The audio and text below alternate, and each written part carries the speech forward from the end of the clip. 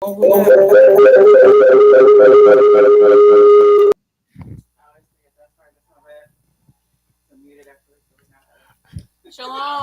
Shalom.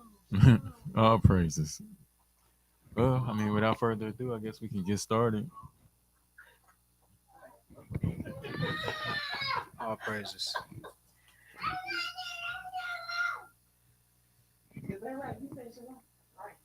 Take a moment to go ahead and pray and then jump into it. Dear Heavenly Father, thank you for your mercies and allowing us to rise again today. Thank you for this opportunity to seek out your ways. We thank you for being compassionate and concerned with us, thinking enough of us to correct us before the time of judgment, giving us the opportunity that we might receive your mercy during the judgment. We thank you for this meal, the spiritual meal prepared. We ask that you continue to rock the teacher in his household and all the ears of those who this has the opportunity to reach. Thank you for all that you do, for all that you will do. In Yahushua's name we pray, let it be so. Let it be so. All praises.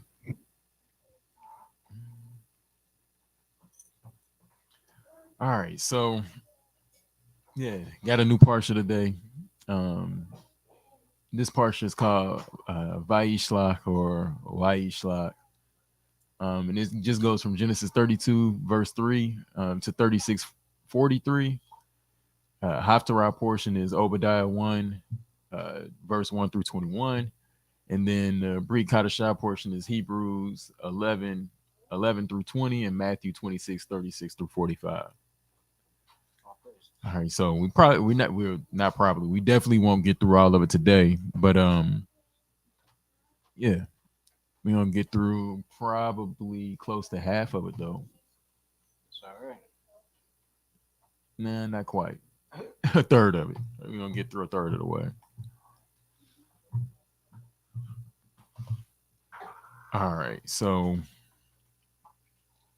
the focus of today's study is about warfare. So we'll see how Jacob started to prepare himself for battle for his brother Esau. But there may be a different battle that is really taking place. So with that being said, let's get started. So this just came to my mind, kind of with the approach that we've been taking with these lessons.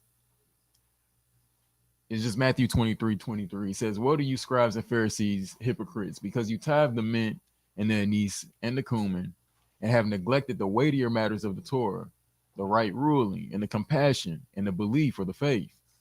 These need to have been done without neglecting the others." So the objective and the goal here when we're going through these through these parshas, is for us to deal with these weightier matters. Now, notice that these weightier matters are oftentimes the things that are the simplest, right? They're not so complex. Like we don't have to go through a million different concordances and lexicons and to get those things down, right? It's a matter of what's the highlight and what's the focus. What are we looking for when we gleaning through the word? So yeah, the tone has been lately that's kind of the things that we just focusing on, is trying to focus on these matters of faith. Well, what is it that's going on, and what is it that the Father is seeing in these forefathers that is causing him to make this everlasting covenant with them? And if you notice, it's always been these simple things, right? These weightier matters, though, these simple things are the things that are the most important. So as we go through these lessons, just notice how these simple concepts are weightier matters of the Torah, the right ruling or the judgment, the compassion or the mercy, and the belief and faith. So we will try to continue to focus on these matters as we go through these studies, that we might be prepared to enter into his kingdom, having accomplished these weightier matters. That's the goal. All praises. So, internal conflict. All right. So, an internal conflict is the struggle occurring within a character's mind. So, things such as what the character yearns for but can't quite reach, right? Notice that this whole since we've been dealing with Jacob, really with all of them, but especially since we've been dealing with Jacob, the highlight has been really us homing in on his internal conflicts, right? So there are many different types of war. For example, we have spiritual war, we got a cyber war, we got a war of attrition, we got thumb war, we got a tug of war, we got an arms war, nuclear war. It's all different kinds of war and all kinds of different battles that can be fought on different fronts, right? Well, we don't kind of start to focus in on the battle that's common to all man, right? So we know that everybody, the thing that's common to all of us is keeping fearing Elohim and keeping his commandments. So that means that that might be a battlefield that everybody that's common to everybody, right? Especially those that are trying to please him. So just dealing with a tug of war, right? This is a definition for a tug of war. It's a contest in which two teams pull at opposite ends of a rope until one drags the other over a central line. A situation in which two evenly matched people or factions are striving to keep or obtain the same thing. All right. So notice how sometimes it can be this fight or this tug of war within you. And it's these two different natures that are fighting for the same thing, which is you and your soul, your nefesh, right? So the question is, what can cause an internal conflict or this tug of war within you? What are some of the things that can cause this internal conflict or this tug of war? And then one example can be found in James 4, where he says, where do these fightings and strivings come from among you? Do they not come from your pleasures that battle within your members? You desire and do not have. You murder and are jealous and are unable to obtain. You strive and fight, and you do not possess because you do not ask. You ask and do not receive because you ask evilly in order to spend it on your pleasures. So anybody got anything to add to that list?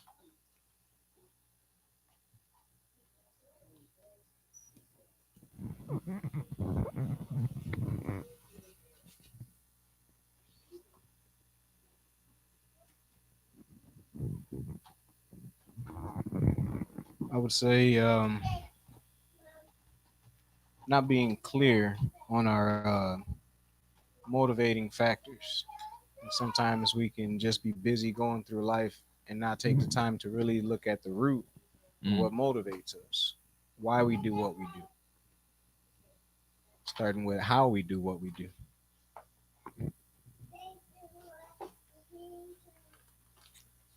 All praises. Could be wanting to be seen in a certain light. So then, instead of just being our true selves or even knowing what that looks like, we get carried away in trying to keep up a certain air about ourselves. So then the things that need to be healed can't be healed because they're continuously not addressed. That's a big one.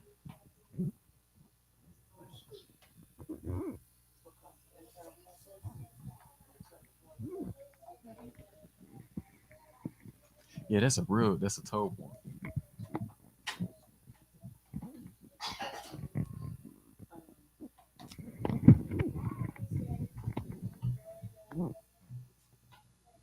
I would also venture to say something that could cause internal conflict or tug of war.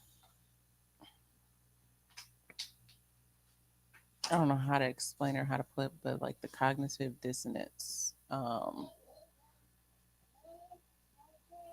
Desires, yes, but like internal desires, but also like the external desires. Like, for example, because we were just talking about before we got on, military.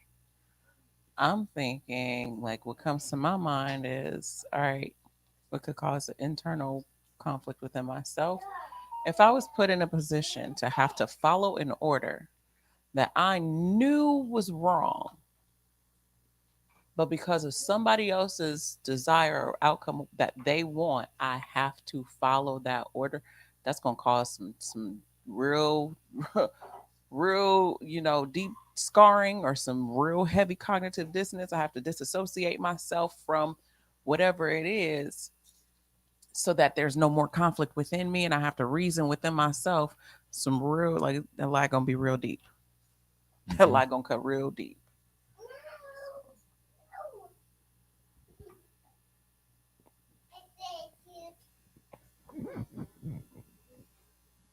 All praises. Anything else? Shalom. Um, what can cause tug of war when doubting, you're insecure, lack of trust in Yahuwah, lack of honesty within yourself, no acceptance of where you are spiritually, no discipline. All praises. All of those are all told. All praises.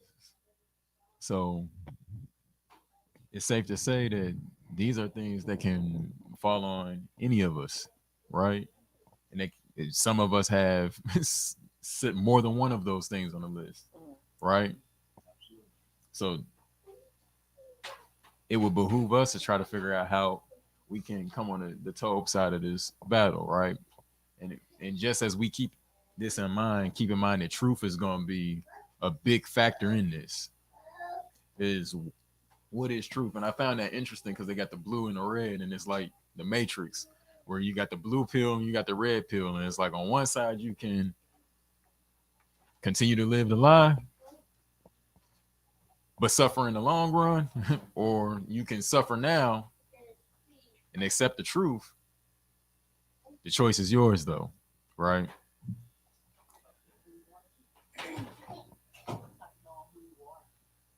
Absolutely, absolutely. So this week starts a new Parsha Vayishlach, which means and he sent out, right? So Genesis 32, verse 1 and 2. These are actually the last two verses of the last Parsha, but they kind of lead into the tone of this one. So it says, and Yaakov went on his way, and the messengers went, and the messengers of Elohim met him. And when Yaakov saw them, he said, this is the camp of Elohim. And he called the name of that place Mahanaim. All right. So in this case, we see that this place was called the double camp or two camps. All right. So H4266 Mahanaim is the dual of 4264 double camp, or and it's obviously the name of that place, right? Um, and then the reason why they're saying that is just that it's a dual form in Hebrew. They have a what is called the dual form, and anytime you see that ayim at the end, it's the dual, and this is things that come in pairs. So Mitzrayim is upper and lower Egypt. It's dual. Yeah. Shamayim. Waters above, waters below. You hit, yeah. Um, but yeah, dual. Eyes. A lot of times, body parts will come in. That body parts that come in pairs will have that dual form at the end. We don't have it in English, but this is a concept that does exist in Hebrew. So this place is named two camps or a double camp. All right. So we see here that the same word is used for a military encampment, right? At H4264, the singular of that is an encampment of travelers or troops, hence an army, whether literally of soldiers or figuratively of dancers, angels, cattle, locusts, stars, any big mass gathering of something. This is a term that can be used to describe that. So we see here that it can refer to the two camps, one being the house of Jacob and the other being the heavenly host, right? So notice when he said this is when he sees the messengers or the angels of Yahuwah, and he says, oh, this place is going to be called Makanaim because this is the camp of Elohim. This is the camp of Yahuwah here. He sees their camp. He sees his camp. It's two camps, right? But the thing that's going to be interesting about it is later on, we're going to see that he's going to divide his house into two camps, right? So just keep this in mind as we continue, right? So I'm gonna pick up at verse 3 since we just read 1 and 2. It says, and Jacob sent messengers before him to Esau his brother in the land of Seir, the field of Edom. And he commanded them, saying, say this to my master Esau. Your servant Jacob said this, I have sojourned with Laban and stayed there until now. And I have bulls and donkeys, flocks, and male and female servants. And I have sent to inform my master to find favor in your eyes. Now, the thing that's interesting about verse 5 is how I have bulls, donkeys, flocks, male and female servants. That's not really what it says in Hebrew. All of those words are singular in the Hebrew. So he says, I have basically a bull, a, yeah. So what he's doing is he's minimizing himself. He wants to make sure that he appears as humble as he possibly can before Esau. I'm not trying to stun on you, especially considering the last time that we had an interaction, it was because I stole a quote unquote blessing from you. So I'm not trying to stunt right here. I want to appear as humble as possible before you. We'll get more into that in a moment. But verse 6, he says, so the messengers returned to Jacob, saying, we came to your brother Esau, and he also is coming to meet you, and 400 men with him. And Jacob was greatly afraid and distressed. So he divided the people that were with him and the flocks and herds and camels into two groups. And the word there for groups is the same word that we just saw for armies or host, into two camps, right? Machane. So, like I said, this is the same word just for army or host, right? So, fun fact, parallel of when the nation was going through the wilderness, this was the word that was described to use what they were gathered as. So, yeah, just something to think about there. So, notice here that Esau is approaching Jacob with 400 men. It would appear here that he and his 400 men are armed for battle, which is why Jacob responds with fear. Keeping in mind what Elohim has already shown Jacob, do you think it's possible that this response is indicative of a larger battle that is occurring within? Right? So we already know that the Father told you you're going to be all right. So why are you greatly afraid and distressed now? So it's something that's taking place that's causing this internal conflict, right? So we see the same word used many times to refer to a military encampment, right? So Psalm 27, starting at verse 1, it reads, Yahuwah is my light and my deliverance. Whom should I fear? Now, what was it that we just read that Jacob had for Esau? Fear, right? We're gonna see how this it starts and is rooted in this one thing right here, and it's gonna span into a whole bunch of other him doing it. It's gonna basically start to direct how he moves in this process. So he says, whom should I fear? Yahuwah is the refuge of my life. Whom should I dread? When evildoers come against me to eat up my flesh, my adversaries and my enemies, they shall stumble and fall. Though an army, that's our word there, encamps against me, my heart does not fear. Though battle comes up against me, even then I would be trusting. And just keep in mind that weightier matters are what? It's faith, right? Compassion, mercy. So, all praises. One matter I asked of Yahuwah, this I seek, to dwell in the house of Yahuwah all the days of my life, to see the pleasantness of Yahuwah, and to inquire in his Hekal, or in his tent, right? For in the day of evil, he hides me in his booth. We got a feast called the Feast of Booths, right? Right? Tabernacle, Sukkot, right? Okay. Because we're gonna see that later on at the end of the study, Jacob is going after this whole thing is done with Esau, he's going to go to a place called Sukkot. So we what we seeing here is we not to get too far ahead is we seeing a process of how we gonna be able to be in this quote unquote camp of Elohim where this booth is set up and we gonna be in his presence, and then we know in Revelation it's talking about how the tabernacle comes down and he's able to dwell amongst men. All praises. So he says, and now my head is lifted up above my enemies all around me, and I slaughter in his tent with slaughters of sounding. I sing, yes, I sing praises to Yahuwah. Hear, O Yahuwah, when I cry with my voice, and show me favor and answer me.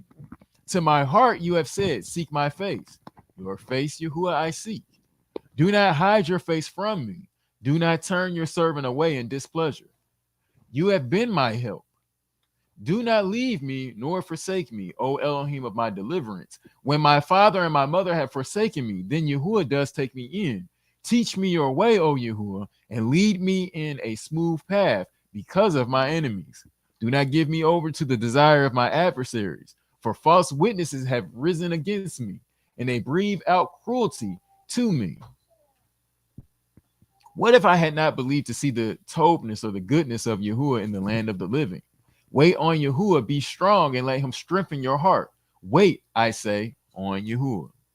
Right? So, are there any similarities in the mindset of Jacob and the psalmist in their moment of distress? All right, we're gonna notice that Jacob is going to be pushed to a certain point where he's gonna have to start leaning on something other than his own strength. Right? So that's something to keep in mind. Again, all lessons for our learning, us learning how to navigate when the time of calamity comes to us. So again, on this word, makane, this word for host or army, camp. Exodus 14:24, it says, and it came to be in the morning watch that Yahuwah looked down upon the army of the Egyptians or the Mitzrites through the column of fire and cloud, and he brought the army of the Mitzrites into confusion. All right, so that same word is the same word that we're talking about with Yaakov. Second Chronicles 14, verse 1, it says, and Abiyah slept with his fathers, and they buried him in the city of David or David. And Asa, his son, reigned in his place. In his days, the land rested 10 years. And Asa did what was Tober good and what was right in the eyes of Yahuwah, his Elohim, and removed the slaughter places of the stranger and the high places, and broke down the pillars and cut down the Asherim, and commanded Yehudah to seek Yahuwah, Elohim of their fathers, and to do the Torah and the command. And he removed the high places and the sun pillars from all the cities of Yehudah, and the rain rested under him. And he built cities of defense in Yehudah or Judah, since the land had rest, and he had no fighting in those years because Yahuwah had given him rest. So we're seeing that the key to him receiving the rest was in his obedience to the commands of the Father. And he said to Yehudah, let us build these cities and make walls around them, and towers, gates, and bars, while the land is yet before us, because we have sought Yahuwah our Elohim. Why? Because we sought Yahuwah our Elohim. We have sought, and he has given us rest all around. So they built and prospered. Right. So notice here the king is establishing the city as a stronghold with the understanding that Elohim is their defense against their enemies. Notice that this could only be done once the high places and pillars have been removed from the land. It's awesome. Something powerful to look at, to work on digesting, looking at what commands they followed when they tore down the high places. Mm-hmm. Like, what's the root of that instruction that they were heeding? Mm-hmm. You should have no other mighty ones before me. Mm-hmm. Because if those things are in homage to other mighty ones, then off rip, when you in trouble, well then let them deliver you then. Go running in. Mm-hmm. If they couldn't save you in the first place, then why you disrespecting me? Mm-hmm. It's deep. Looking back at that fear, what was that fear of? Was it Mm-hmm. fear of Yahuwah? Mm-hmm. And that's where, like you said, we all got to be careful when things happen. And something wants us to believe sudden destruction is on our way, on its way toward us. But the Father, right before that, was just showing us that He had us. Like all Mm-hmm. throughout the day, He shows us that He has us. And Mm-hmm. then something happens and we stop tracking Mm-hmm. and start fearing something else. Mm-hmm. Definitely got to be careful of that. Mm-hmm. Absolutely. All right. So verse 8 it says, and Asa had an army of 3,000 or of 300,000 men from Yehuda bearing shields and spears, and from Benjamin 280,000 men bearing shields and drew bows. All of them were mighty and brave men. And Zerah the Cushite came out against them with an army, same word again, of 1,000,000 men and 300 chariots. And he came to Mareshah. And Asa went out against him, and they set battle in array in the valley of Saphatha at Mareshah. And Asa called to Yahuwah his Elohim and said, Yahuwah, there is none but you to help between the mighty and the powerless. Now, mind you, they have how many against how many, right? Like the army that they were going up against had 1,000,000 men with 300 chariots, and then they only had 300,000 plus 200,000. So they dealing with half of what they're going up against. Hmm.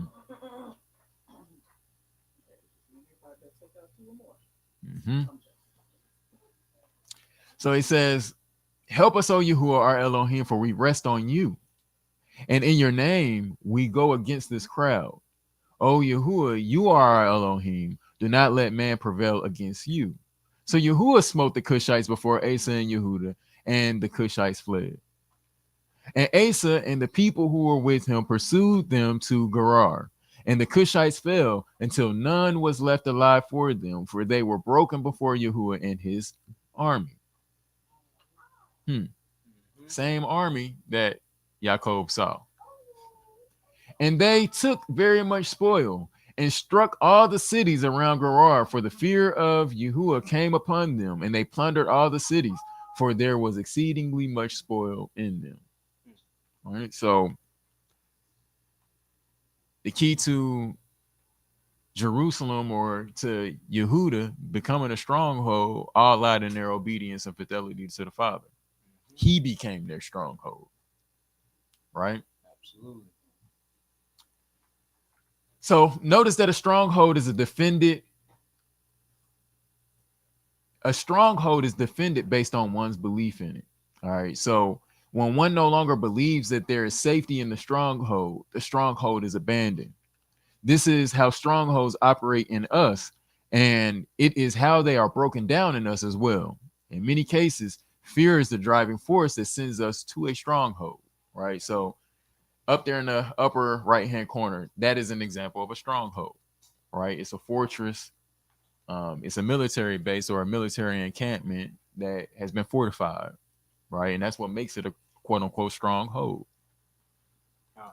So, definition of a stronghold is a place that has been fortified so as to protect it against attack.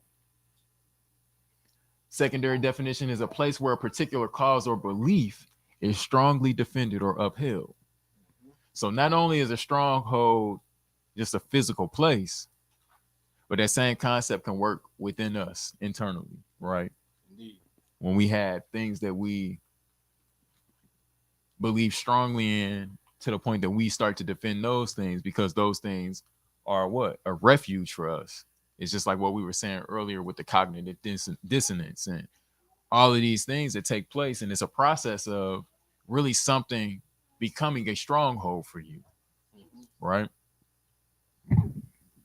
And then like not even realizing it's a stronghold within us, because you can just be going about your everyday life, speaking how you normally speak, thinking how you normally think, but not realizing that your thoughts and your speech is really displaying, like a stronghold, when it comes to anything that has to do outside of the belief of or how Yahuwah would operate versus how you operate. Oh, I've done this since I was a child, or this is my thinking for however long. But then you got to break that stronghold when the Father says, "Well, this is what I say." So then that stronghold should be broken within you. But oftentimes we try to protect it, because this is all that we know. All praises. So remember we went over however long ago it was. I don't even remember the name of that. Oh, it was the gird your loins lesson.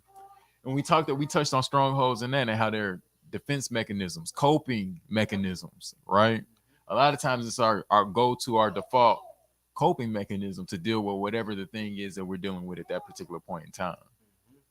Right. So, and like I said, fear a lot of times is the driving force that sends us to retreat to the stronghold, just like it is in regular physical battle. Right. So Isaiah 31, verse 4, it says, "For thus has Yahuwah spoken unto me, like as the lion and the young lion roaring on his prey, when a multitude of shepherds is called forth against him, he will not be afraid of their voice, nor abase himself for the noise of them. So shall Yahuwah Sabaoth come down to fight for Mount Zion and for the hill thereof.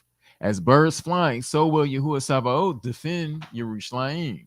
Defending also, he will deliver it, and passing over, he will preserve it." So again, we see that the stronghold, or what caused Jerusalem to be the stronghold, was the power of the Almighty. That's it. Verse 6, he says, "Turn you unto him from whom the children of Yashra'al have deeply revolted. For in that day every man shall cast away his idols of silver and his idols of gold, which your own hands have made unto you for a sin. Come on.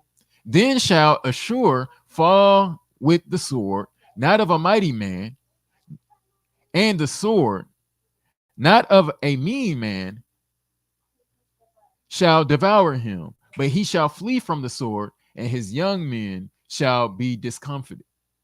And he shall pass over to his stronghold for what? For fear." Right?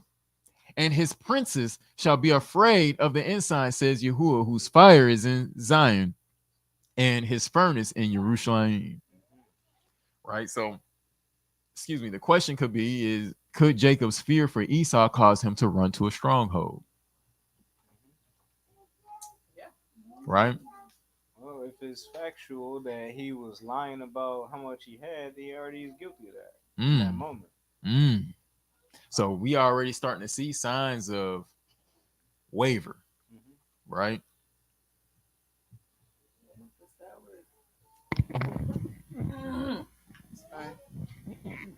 Because as sis was saying, your speech, your behavior, that's going to be indicative of the stronghold that is within you. So you already talking about like if that is true, like what he was saying, it wasn't. Oh, I got bulls. I got many bulls. No, I got one. You're trying to make yourself seem real, real lowly, real, like you're trying to play broke, you know.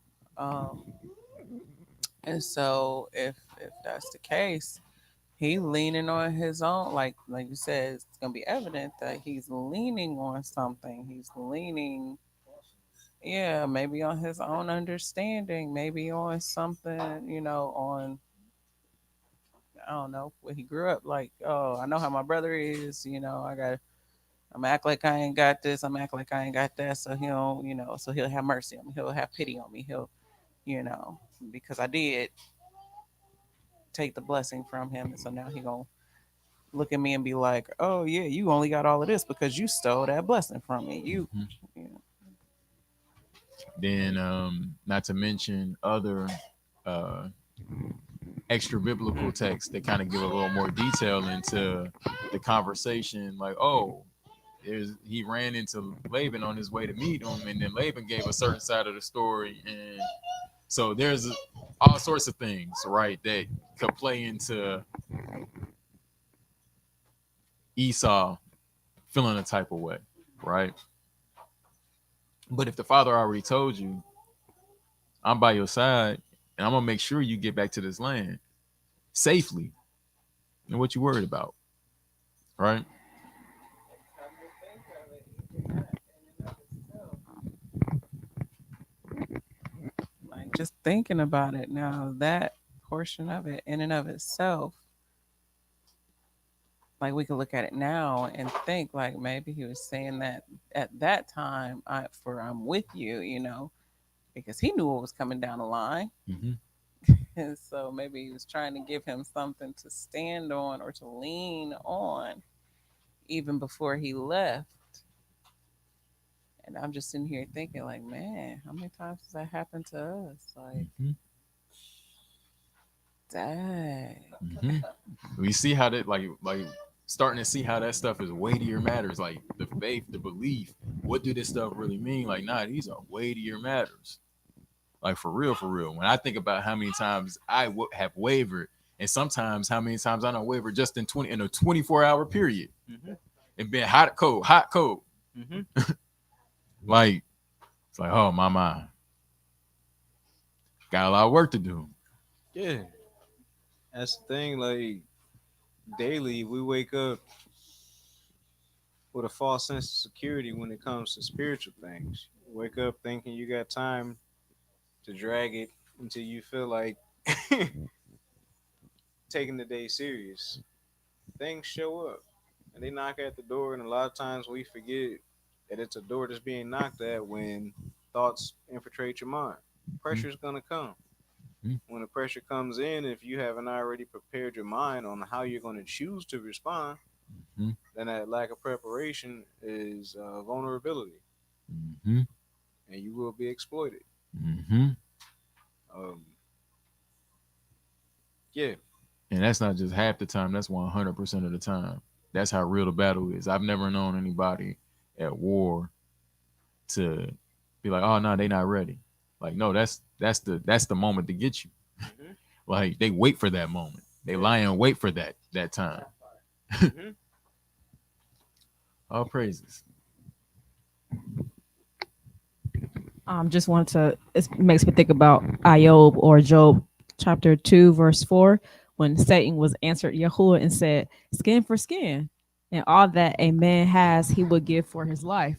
So just like that fear part, like it's like, yeah, it is a weightier matter, because if it comes down to the destruction of your physical body, you know what I mean, whatever case that may be, like how would you react? And I can't say that I would react any, because I'm still praying like, Father, give me strength because I'm not gonna sit here and say, oh, I'm gonna, no.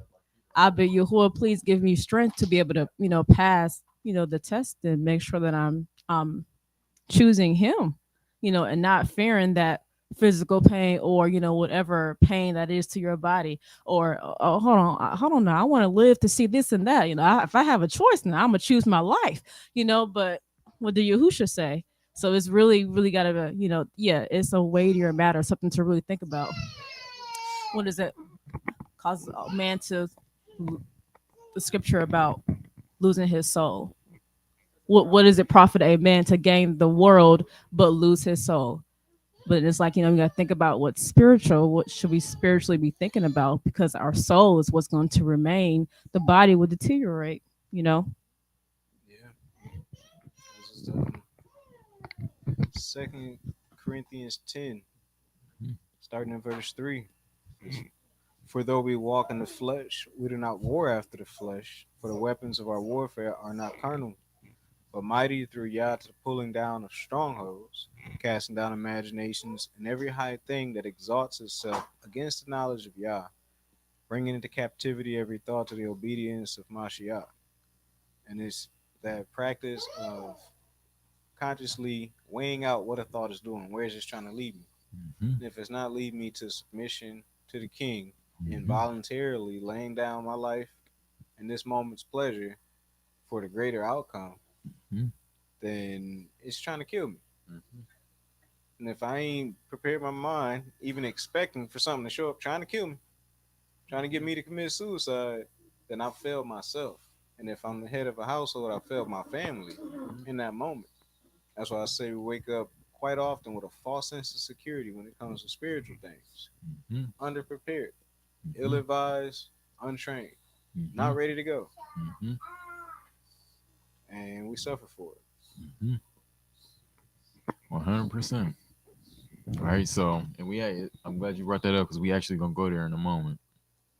Yeah. All praises. Psalm 144 verse 1, it says, a Mizmor of David. Blessed be Yahuwah my strength, which teaches my hands to war and my fingers to fight. Is Yahuwah only teaching physical battle, or is he teaching you how to wage a whole different kind of war? I mean, this could be speculation. No, it's not. It is written that Yahuwah is Ruach. They that worship him must worship him in Ruach and in truth. Mm-hmm. So I strongly believe that he would start with the Ruach with things, and then they would manifest in the physical. All praises. All praises.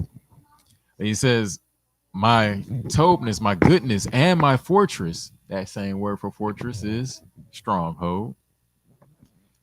My high tower and my deliverer, my shield, and he in whom I trust, who subdues my people under me. Yahuwah, what is man that you take knowledge of him, or the Son of Man that you make account of him? Man is like to vanity. His days are as a shadow that passes away.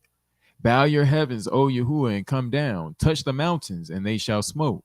Cast forth lightning, and scatter them. Shoot out your arrows, and destroy them. Send your hand from above. Rid me and deliver me out of great waters, from the hand of strange children, whose mouth speaks vanity, and their right hand is a right hand of falsehood. Hmm. So we know that he operates in truth,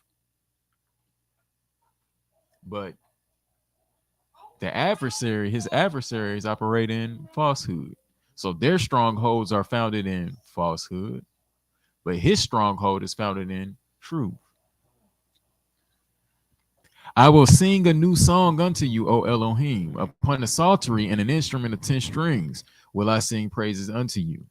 It is he that gives salvation unto kings, who delivers David, his servant, from the hurtful sword. Right? So just a question. Well, what happens when a stronghold is based in falsehood?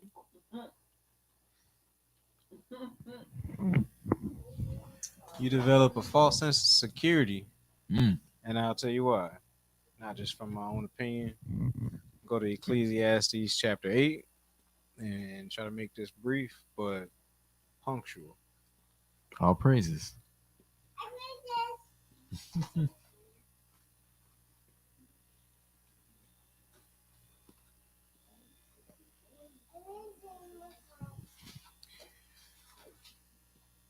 Ecclesiastes chapter 8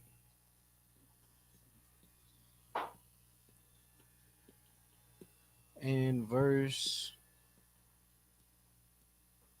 6.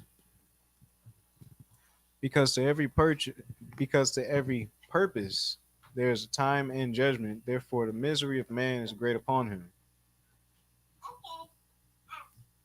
Then we're going to pop down to verse 11. Because sentence against an evil work is not executed speedily, therefore the heart of the sons of men is fully set in them to do evil. Long story short, stronghold and falsehood might work for a little while, allowing you to develop a false sense of security in it. Because when the wolf huffed and puffed, it didn't immediately get blown over. You Mm-hmm. thought you was told. Mm-hmm. Because judgment or consequence, negative consequence for whatever sin didn't come immediately, you might have thought you got away with it.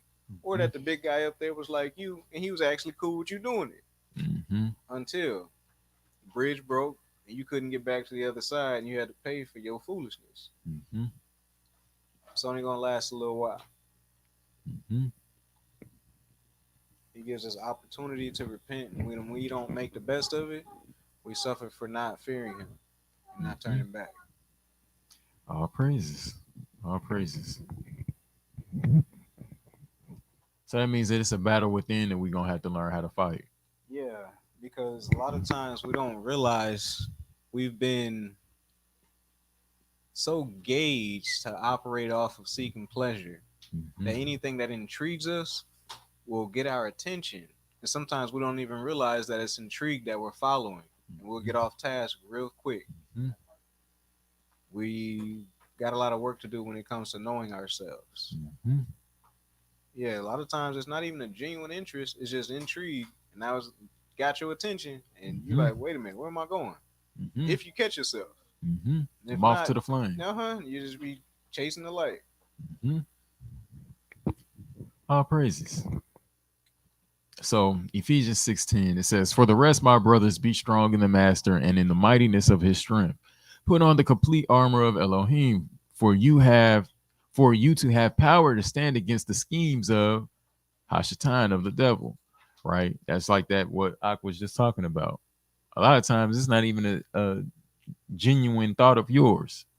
It's a seed that's been sowed on your soil. It's up to you to either nurture it or uproot it. Mhm. We're responsible for uprooting it. Like we are literally created brilliantly and haven't realized our full capacity so that we can understand the Heavenly Father's expectations for us. Mhm. Like we have a major ability, but because that's been dumbed down for so long, we don't realize why said responsibilities would be heaped upon us. Mhm. When connected to Him, it's not a big thing.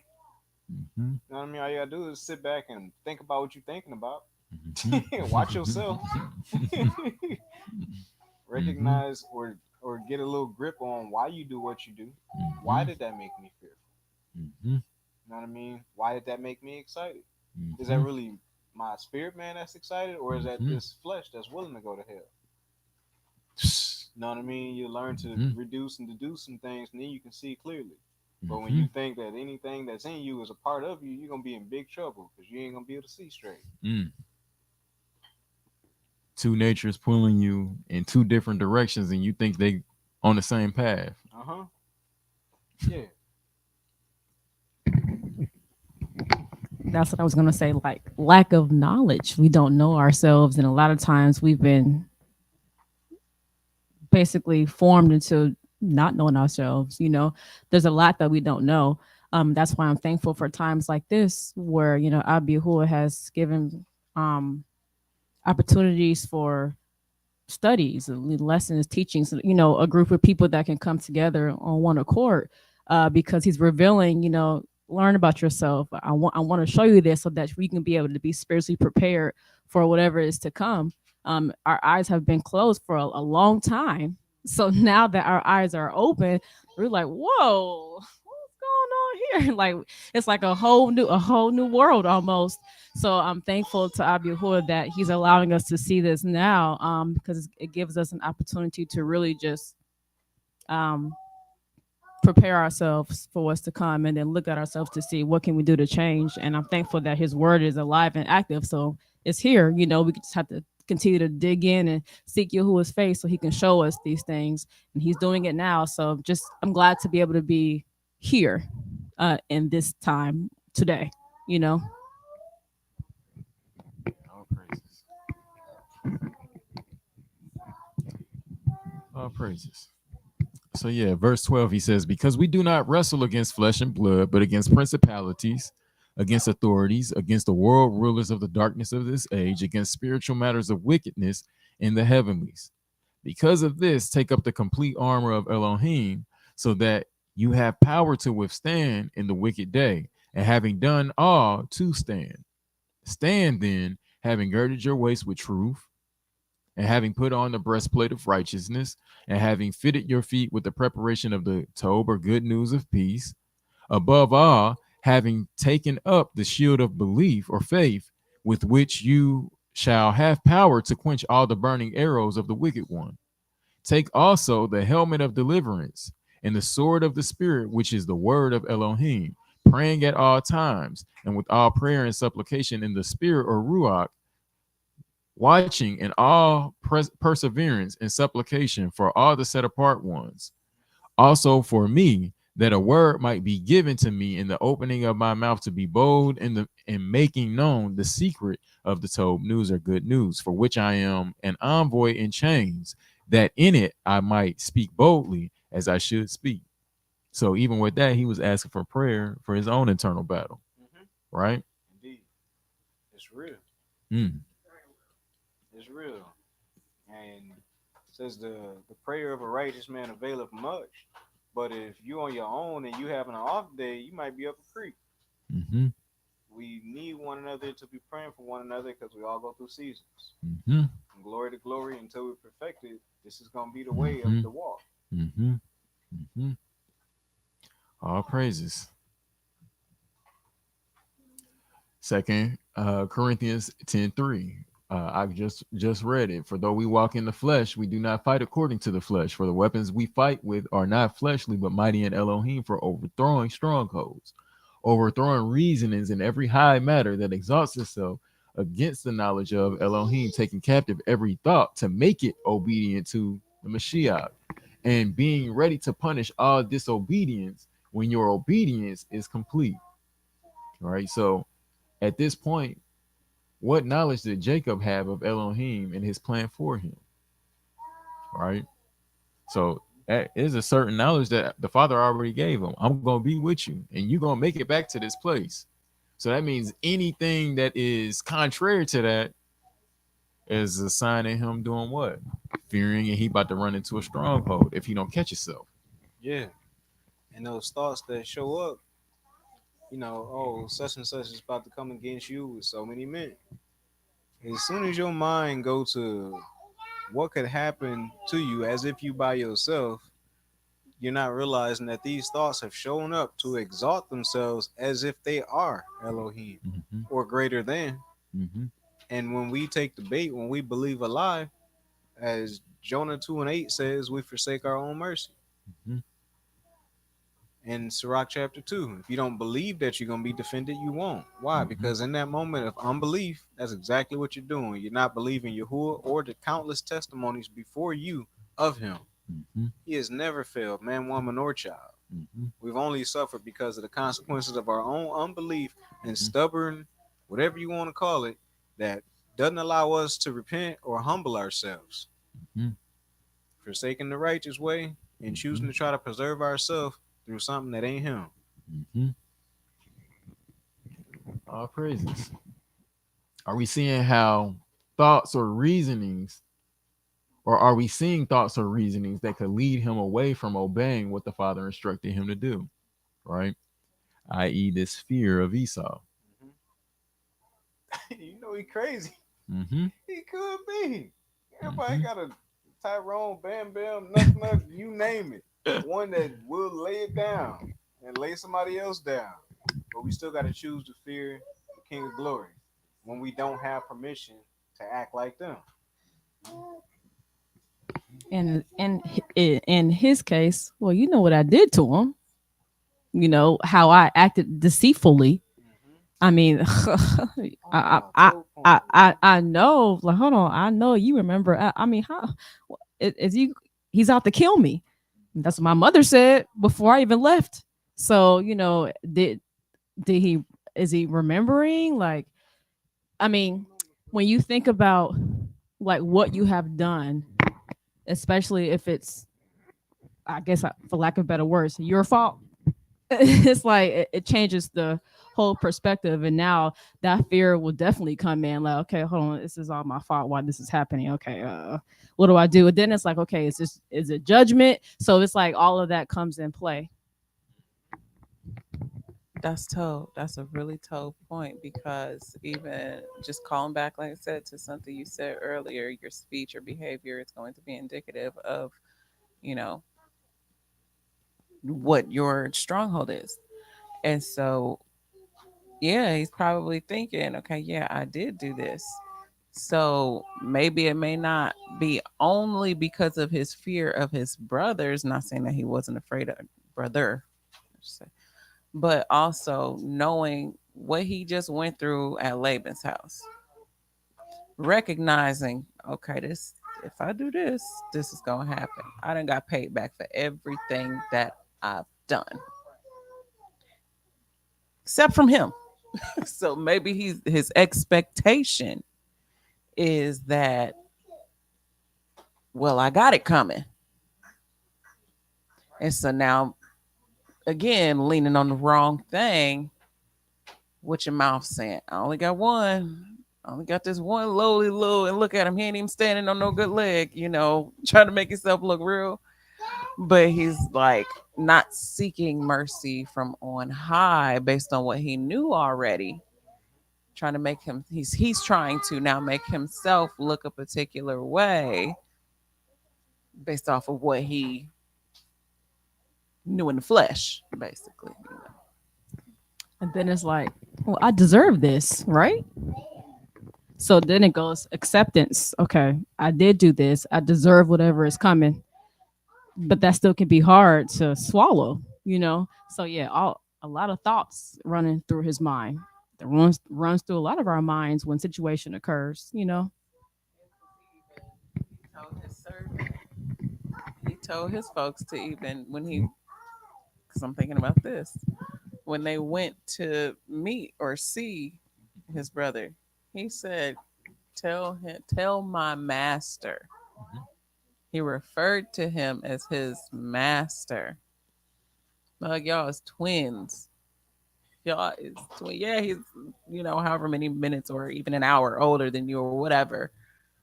But just speaking more to how he was trying to play himself down now and then, like we've been talking about leaning on his own, whatever it is. Just yeah, it's interesting when we think about like these are real world situations.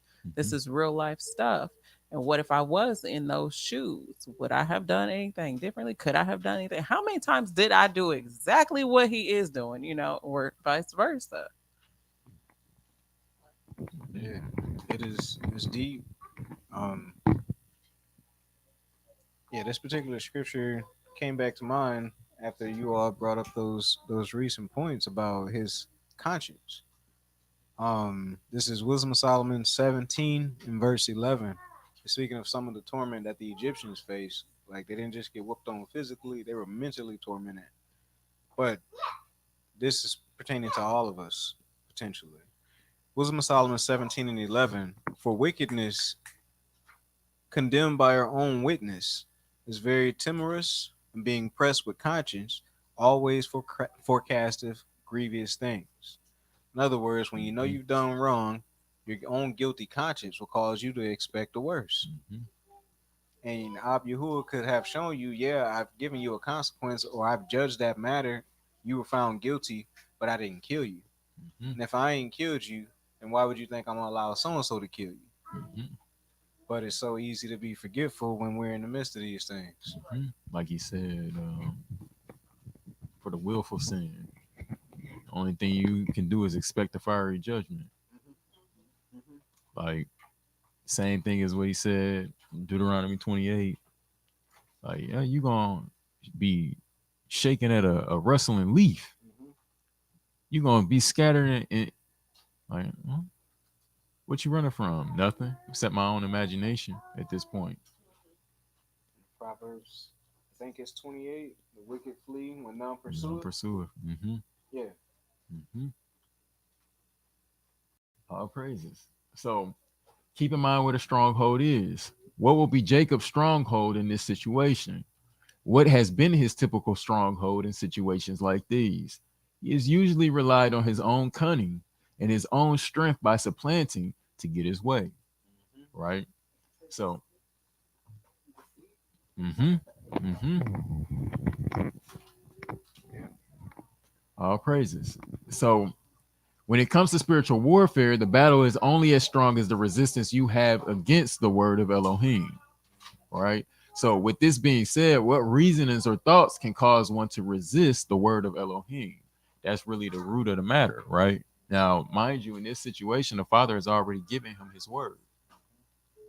So, what things are there that's still operating within him that's preventing him from accepting that part of his word and just saying, nah, he got me. Like, I done paid the penalty for that. He got me. it's some things that's going on, and we're gonna see he gonna reach that breaking point where it's like, I'm tripping. All praise.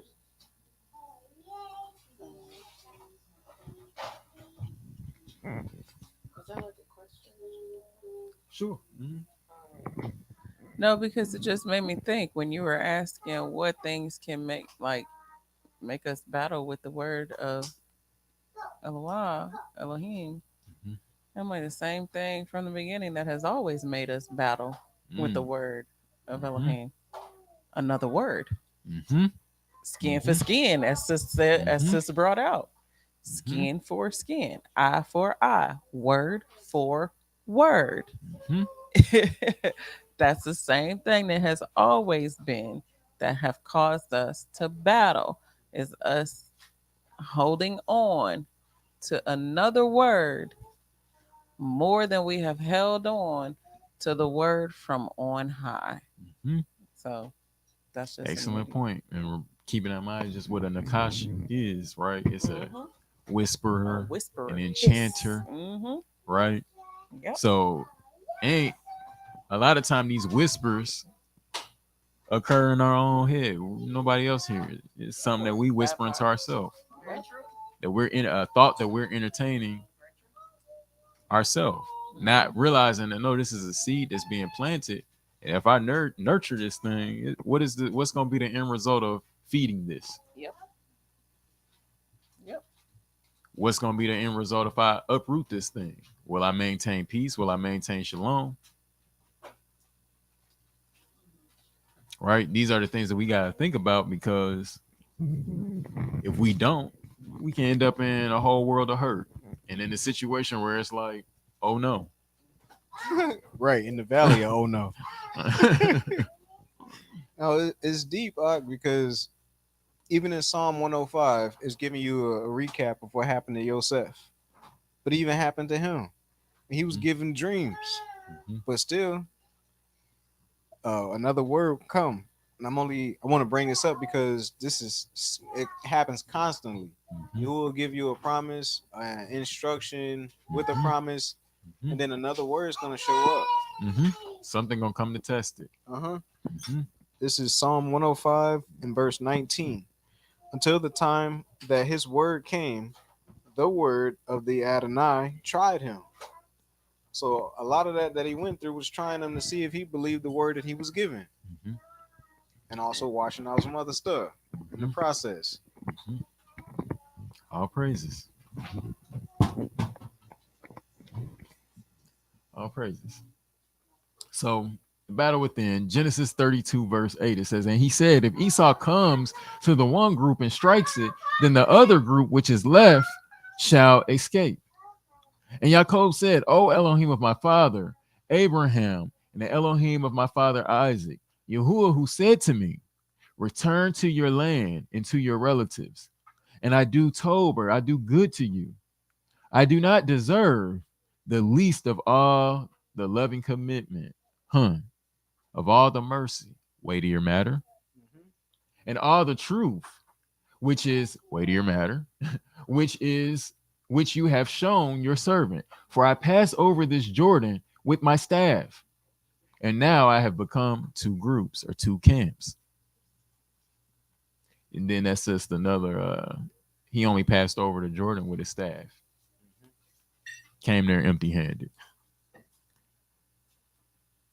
Deliver me, I pray, from the hand of my brother, from the hand of Esau, for I fear him, lest he come and strike me and the mother with the children. For you said, I shall certainly do tob to you or good to you, and shall make your seed as the sand of the sea, which are too numerous to count.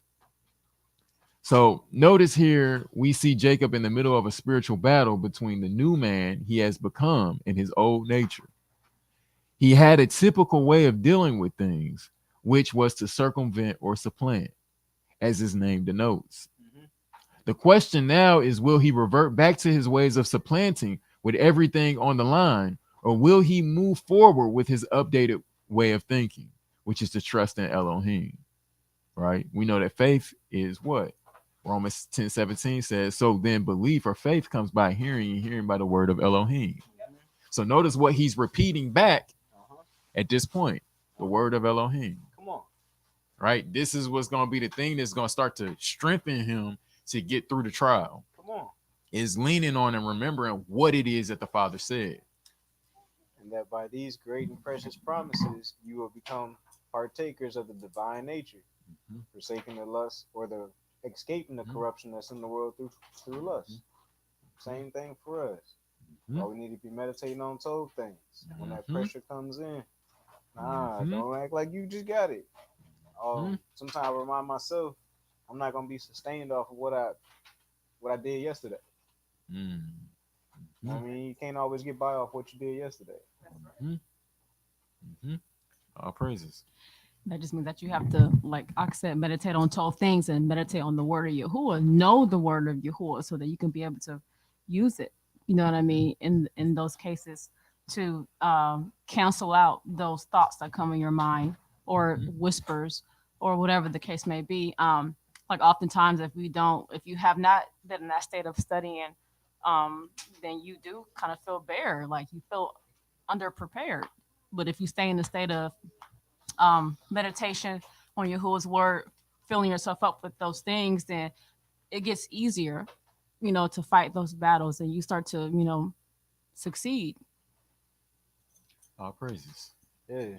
Now we'll say it for any that may not be aware. The mental preparation and the told meditations don't make it hurt any less, but they help you not forsake the only one that can actually secure you, Mhm. even when you may have gone through something that was rough. Mhm. If your mind is up in the wrong place and you mentally drift away from because whatever you suffered, now you in trouble because how you gonna recover on your own? Mhm. But we can please him when we trust him anyway, especially when it hurts. It seems Mhm. like he shows up even faster. Mhm. Mhm. That part right there. That part right there. All praises. So we just answered it. Could this be the key to our own success in fighting our own internal battles?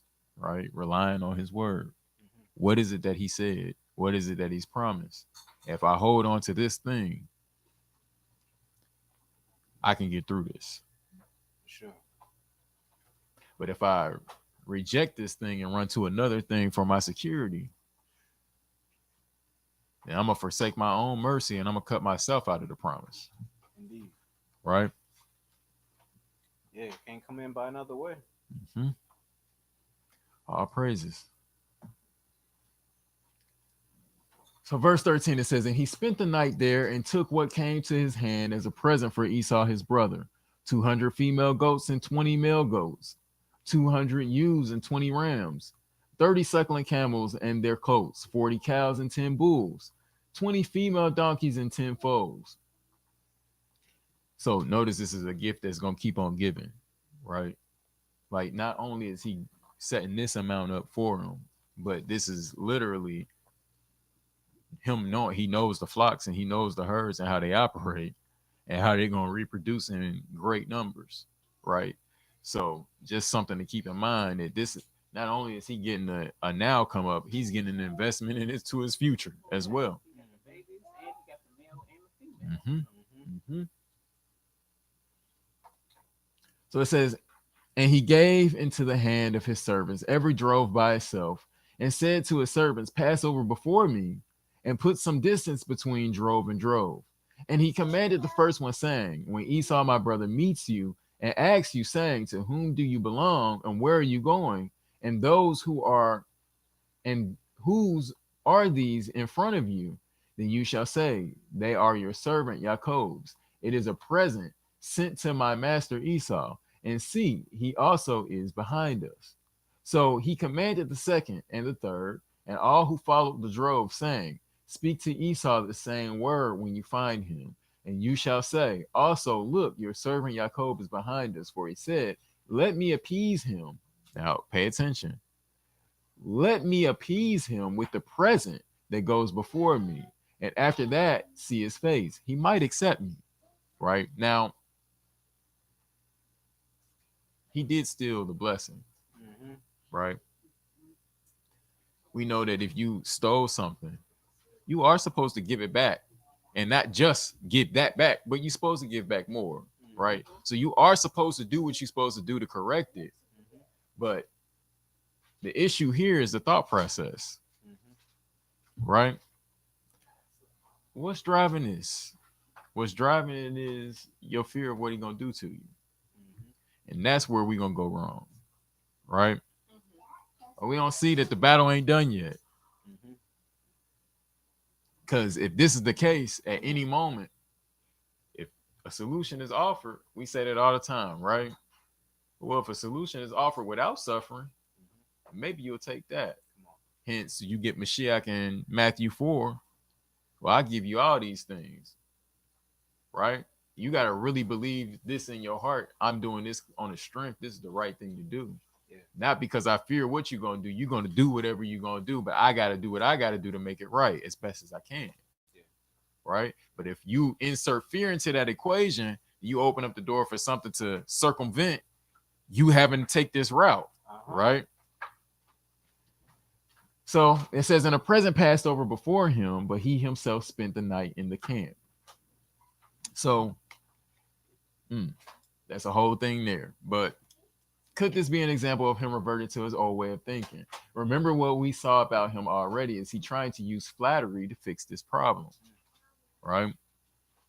Genesis 27:11, we saw, and Jacob said to Rivka, his mother, see, Esau, my brother, is a hairy man, and I am a smooth-skinned man. And remember, we looked at this smooth skin, and the word there was kalat, which was from H2505, smooth, especially of tongue, flattering, smooth, right? So this is his way of how he navigates, Mhm. right? This is his cunning, his trick. I'm a slick talker. I'm nickel slick. I can talk my way out of this. I can flatter, and I can.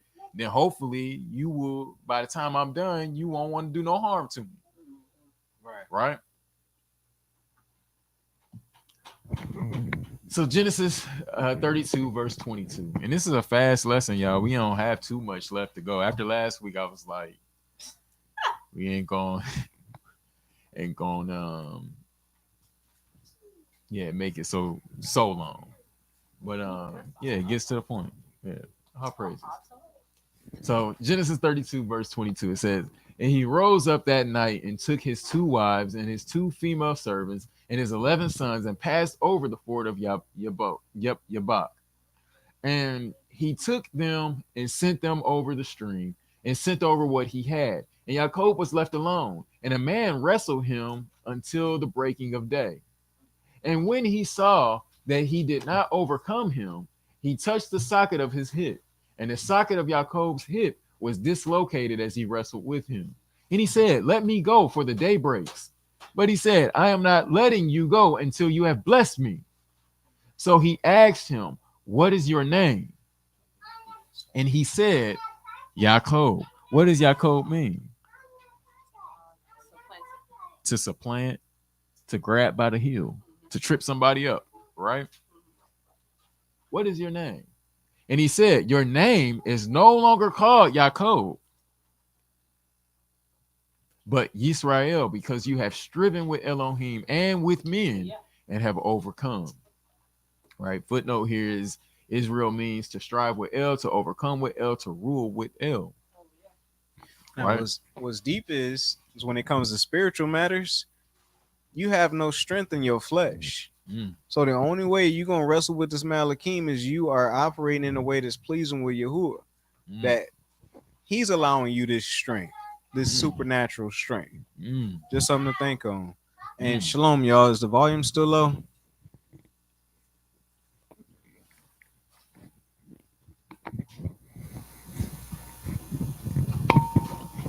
Sis, Dami said that she wasn't certain if it was her device or not, but the volume seemed a little low. All praises. Hopefully that makes it a little bit better. I turned the gain up a little bit. Volume been told for me. Okay, so it might just be the device then.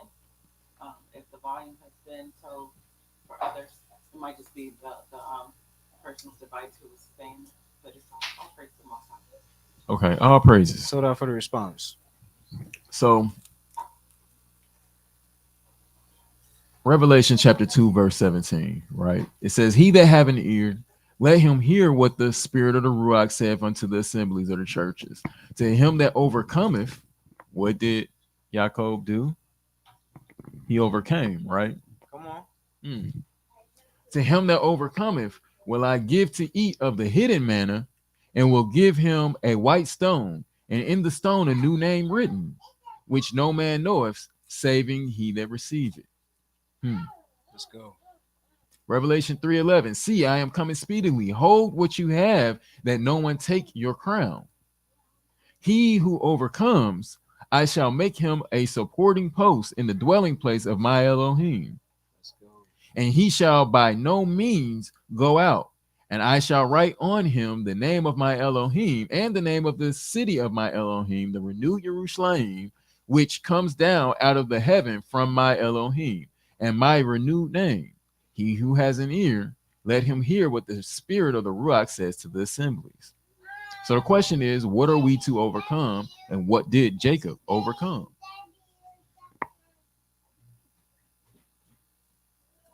Ourselves. Mm, all praises. And not the the part of us, the essential part that comes from on high, but the part that comes from the dirt, the dust, the part that's gonna return, that has no place, beyond this realm. Mm-hmm. That we must overcome. The part that pulls us down every time we want to ascend Mm-hmm. toward the Father. Um, it's the place where the seeds of doubt and everything have been sown because of the consequences of sin that we've suffered. That's built up this perception that we have. Mm-hmm. But when Yahuwah comes in, all things are made new. The more we gravitate toward Him, because I'm saying, in the flesh, the Word walked on water. Mm-hmm. So we can do things beyond the rules of this realm when we're tied to Him, when we're operating in Him. In Him we live, we move, and have our being. I was getting excited because we can do this. Mm-hmm. We can do this, y'all. A lot of times it's just one moment at a time. He's looking for you to overcome your old man or woman and please him by either not saying nothing or not saying anything that's spiritually harmful to somebody else. Because the way these ruachs come in is they will punch you in the face with somebody else's hand and get you to strike out at them. Mm-hmm. And sometimes it's like if you can just eat that and take it to the Father, Mm-hmm. giving him the reign that he deserves to move on it at his speed, not wanting to see something instant happen to somebody or not wanting to see nothing happen to him at all. Just like, nah, Father, you got it. In fact, I might have deserved that. Mm-hmm. When we think more on these things, we'll know it because he's going to show up to encourage you. But don't be surprised because the wicked Ruachs is going to come back to try and discourage you. Because the stronger you get spiritually, the less dominion they have in your life, the less dominion they have over your lineages. So they're gonna fight you tooth and nail. Expect that and actually see it as an encouragement. Because if they showing up, you're doing something right. Mm-hmm.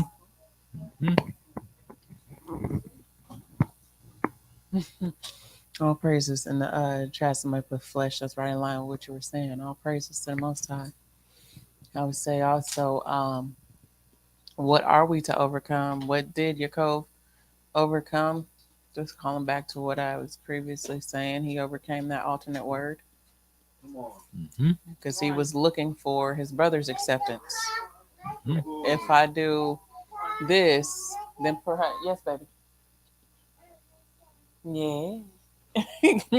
Because he was saying, if I do this, then perhaps he will accept me, Mhm. not holding on more to the fact that he was already accepted with the Most High.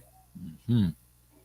Mhm. No, I got to do this extra. Now, it might have been, yeah, the Most High might have wanted you to because you operating out of what did the Most High say? Seek peace with all men as much as can Mhm. be obtained. Mhm. So you might be doing that to seek peace, but the thought process that you were saying is a Mhm. little bit wrong because now you're trying to appeal to a man instead Mhm. of slaughtering thanksgiving to the Most High, instead of asking for mercy or leaning onto crying out to Him in your day of stress, like what Psalm 50 says.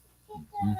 No, you're trying to appeal to man, Mhm. and so very thin line seems like on the surface level, slippery slope, but Yeah, it's literally like the difference between the twinkling of an eye and not. Mm-hmm. You know, Mm-hmm. what's your thought process? Like he was saying previously, we just have to think about what we're thinking about. Mm-hmm. What's our thought process or our motivation behind doing a thing? Are we doing a thing to try to look a particular kind of way with someone else Mm-hmm. that's right here eye to eye with us, in the flesh, eye to eye with us? Or are we doing the things to be pleasing or accepted on high of the Most High? You Mm-hmm. know? Yeah, a thought came to me earlier this week, right along these lines, and just kind of got me smiling because it was like, yeah, I don't know why I'm looking for what's written down. It's in my head. All praises to you who. It's like, don't get caught up on what somebody else thinks of you in lieu of our Creator, because Yahuwah's don't call me red-handed in every sin that I've committed. So what does somebody else have on you? If you are willing to just, yeah, I did that. I done been a fool and paid for it, and move forward with yourself, then what else is there? There's nothing. But Yahuwah done caught us red-handed in everything that we done thought about that was wrong. We ought to fear Him, and be willing to be humble before others. And that's the thing. Like, if we ain't willing to be humble, now in our mind we might be justified in being haughty. But if you choose to humble yourself and there's no room for haughtiness, now you might have shalom with the King of Glory and with men.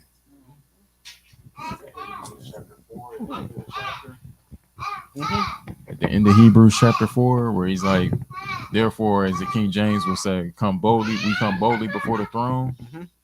that we might receive some help. Come on. Like, when you look up that word boldly, it's really like saying we come in transparency. Mm.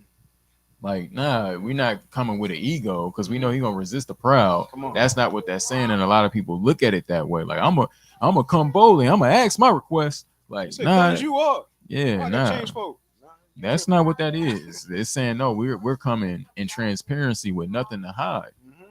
because hey, we need help, and this is the way we're gonna get it. So Exactly. I gotta come laying it all out on the table That's, that I might receive the help. And it's like, yeah, all praises. that's moving in truth. Mm-hmm. Like, that's operating in light as a child of light, not as the night where you might be able to hide in the shadows or something. Now we're trying to enter into His shadow. Just the metaphor is that you're close to Him, Mm-hmm. as close as His shadow is to. Mm-hmm. But moving in light, that light allowing the transparency through its luminance. Mm-hmm. Like, yeah, Mm-hmm. we Notice need that the that. adversary is known as an accuser. Come You on. can only be accused of something that you ain't owned up, Yeah, that that you part. ain't owned up to, Mhm. right? It says if we confess our sins, He's faithful and just to forgive us our sins. Mm-hmm. Come on. Mm-hmm. Come on. Mm-hmm. All praises. Yeah.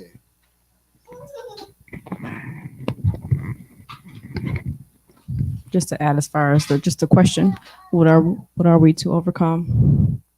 Like everyone was saying, Jacob, he overcame himself, deceit, supplanting, and he overcame his way. And what are we to overcome? I just wrote some things down. Um, we should overcome doubts, sin, fear of men, lack of accountability, falsehood, evil/wicked thoughts, pride, anger, what we see with our fleshly eyes, distractions, hiding from our sin, false repentance, and the false reality of uh, false perception of reality. And just focusing on things above. Those are just some of the things I wrote down for what are we to overcome. All praises. Spot on. All praises. So notice what did he just do with the Malachim of Yahuwah? He wrestled with him, right? All right. So notice here that this refers us back to the start of his life and why he was called Yaakov, right? So he's asking him, "What's your name?" Yaakov. Why is your name Yaakov? Right? So all his life he had to fight. All right. Genesis 25:19. And this is the genealogy of Isaac, Abraham's son. Abraham brought forth Isaac, and Isaac was 40 years old when he took Rivkah as wife, the daughter of Bethuel, the Aramean of Padan Aram, the sister of Laban, the Aramean. And Isaac prayed to Yahuwah for his wife because she was barren, and Yahuwah answered his prayer, and Rivkah his wife conceived. And within her, the children struggled together. So they was doing what? They wrestling one another From the beginning. right? And what was they wrestling over? Is the question. Wait, that's a question for you. Mm. I ain't really thought about that one. Because remember, what did Esau say when he got duped? His name is Yaakov. It's been this way since the beginning. What's his name not? Mm-hmm. He has done this to me these 2 times. Mm-hmm. He always has wanted the right. He always wanted the first position. He always wanted the blessing. So now when we start putting it together, when he's wrestling with, and the first thing that comes out, no, give me my blessing. This is a fight, an internal battle he's been fighting his whole life. It's deep. But that's the thing, though, because I'm just thinking about it. Like, don't get me wrong, okay? Because it could absolutely be. I wonder, is that what he's fighting over? Because he had the red band around his arm. No, he you thinking came about, out first, didn't he? His hand came out first, wasn't you thinking about, yeah, you thinking about Judah's son, Judah and Tamar, the children Perez and I can't think of the other name. Okay. Yeah, it's gonna cycle back later Yeah. on when Judah is with Tamar, and then they have those 2 twins, and then one comes out, then like get pulled back in. They ended up getting the band tied around them. Yeah, that's Okay. I think 2 or the next Parsha. I think that's the next Parsha. Okay. Never mind. I was wrong. Yeah, Perez and Zerah. Yeah, Yaakov's hand was on the heel of Esau's foot. Yeah, that's what I was thinking. So that means Esau had to be out first. Yeah, no, the same similar thing is gonna happen later on again because it's a cycle. But yeah, all praises.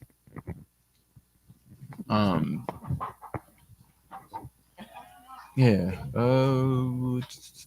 What verse were we? 22? Am I right? Yeah. And within her, the children struggled together, and she said, if all is right, why am I this way? So she went to ask Yahuwah, and Yahuwah said to her, 2 nations are in your womb, and 2 people shall be separated from your body. And one people shall be stronger than the other, and the older serve the younger. And when the days were filled for her to give birth, and see, twins were in her womb. And the first came out red all over like a hairy garment, so they called his name Esau. And afterward, his brother came out, and his hand holding on to Esau's heel. So his name was called Yaakov. And Isaac was 60 years old when she bore them.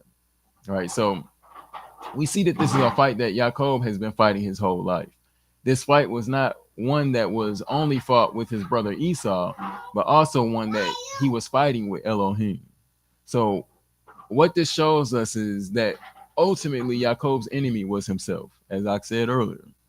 Once he learns how to overcome himself, he will be fit for receiving the blessing he has fought for all of his life, right?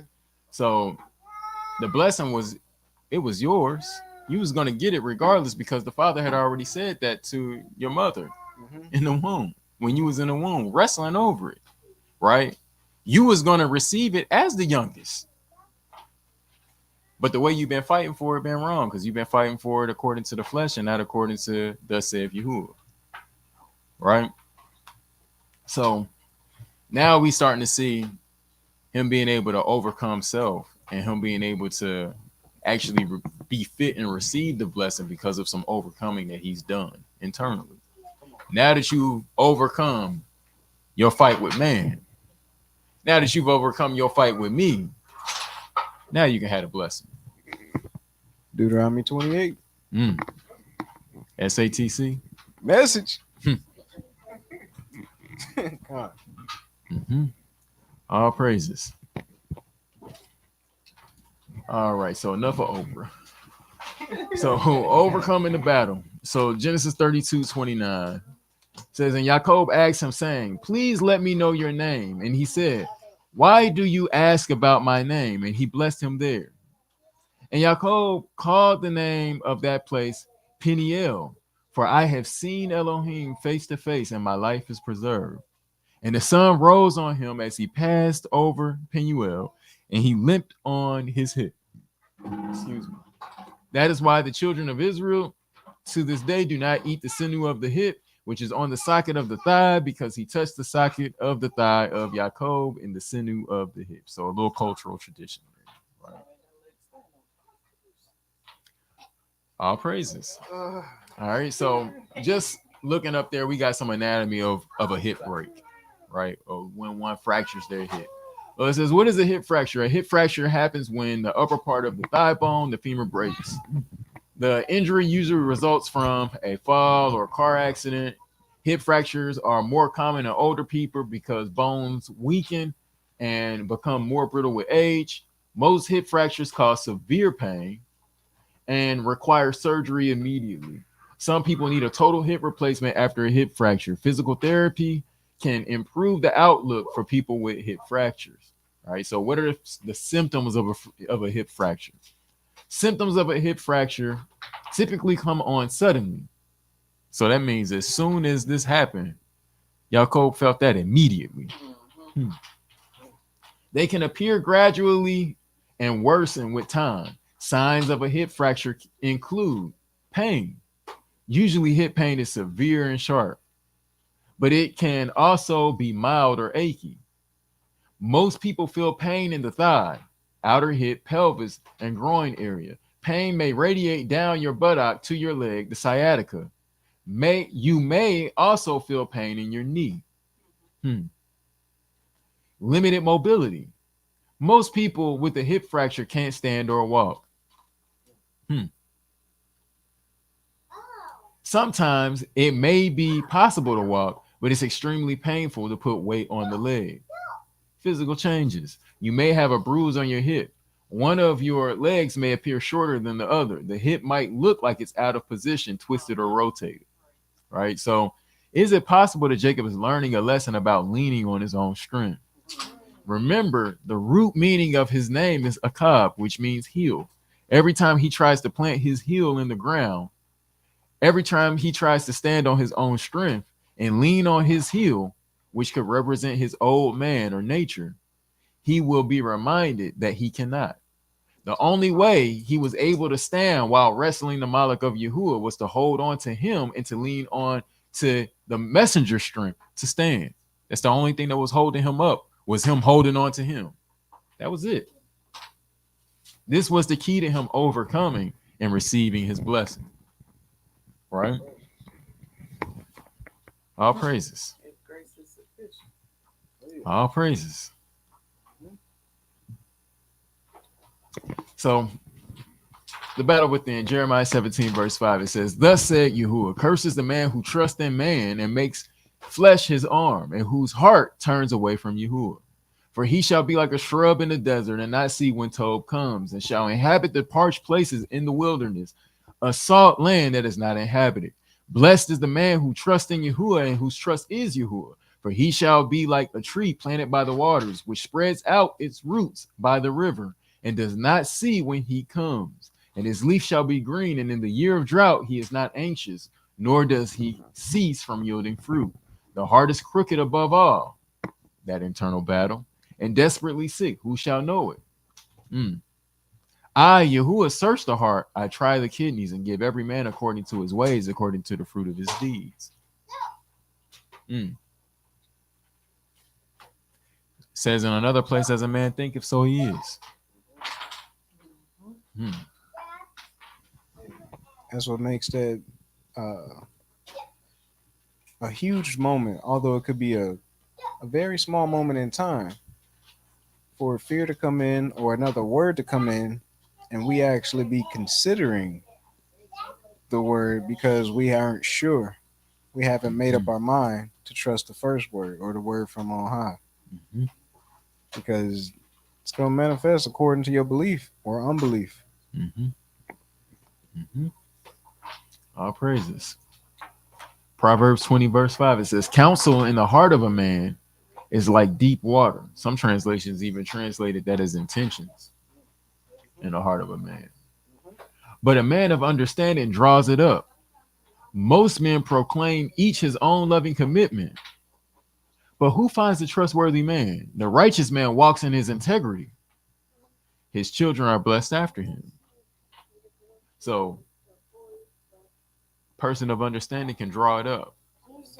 These inner workings and these inner thought processes that are deep in your heart, yeah, they there. It's like a deep well of water.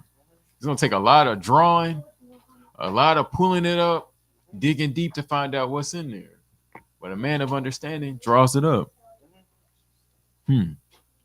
Says in several other places in Proverbs, Proverbs 16, Proverbs 20, that there's a way that seemeth right to a man, but the end thereof is death. Right? Or Genesis chapter 6 talks about the Father and him striving with mankind and about every imagination, right? Being wicked, just flat out, utterly wicked. So it will behoove us to really do that self work, look inside and say, okay, well, what's here? What are these things that are operating? And how can we find resolution to it? What is the stronghold? Yeah, what do I really depend on Mhm, when it's on? When mhm, pressure comes in, what has been my track record of retreat? Where mhm, do I go for safety? What do I mhm, do? How do I operate when I feel threatened? mhm, Because these are things we're gonna be judged on. These are mhm, things that when we're too busy, don't even come to mind. mhm. But these are things that the records are based upon. Why did you 100% do what you facts. did? Why did you continue in that way? Although I sent you this, this, and this to try and get you on another track. Mhm, How come you always stop up your ears when you think you all right, but then when all else fails, now you want to heed? Like, mhm, what's causing you to waver? mhm, What is you? mhm, mhm, That's what it makes me think of when it's talking about when as you were just saying not too long ago about you know the hip pain. Every time he put his foot down to do something, every time he starts trying to lean on a particular thing, he gonna encounter that reminder. No, you can only lean on the Father. And that's what literally what it made me think of as we were talking about what he would do, his modus operandi, his halak, his walk, the way that he moves. So if his hip is disjointed now, I made the joke like now he ain't got a leg to stand on, but literally like now he don't have his own modus operandi that he used to operate in. His walk, he don't have that to do no more. He can't operate that like that anymore. And maybe that's the click or the switch that went on, like we were talking about. Yeah, what is your name? Why is your name that? Understand from the beginning up until now, why has your name been thus? Now I can swap it. Now you can have a different name because now you're not operating that in that manner anymore. You're not operating like that. Just like it was talking about earlier, something to do with his hand and his finger. Oh, in the Psalms, teaches my hands to war, teaches my fingers to fight. That makes me immediately think on the direction that I'm going, that my life is pointing in. Finger, my works, my hands. Like he's teaching my works to do, to how to do works that are worthy of war. Not like physical war, but no, what's gonna store me up that treasure up in the Shemaim in the heavens? What's my direction? What trajectory are my works taking me toward evident of me going in? You know what I'm saying? Like that's just what I can't prove that or anything, but that's just what it makes me think of. Like these literal body parts having a spiritual connotation. Feet being your direction, your ways of operating, fingers being your trajectory, your direction you're going towards, hands being your works, what's your strength being put to, stuff like that, you know. So yeah, totally. And also just it's nice, it's tough to be able for, like y'all were saying, the mercy of Yahuwah, because something physically he can, like we were talking about now, see, he understood it spiritually because it happened to him physically.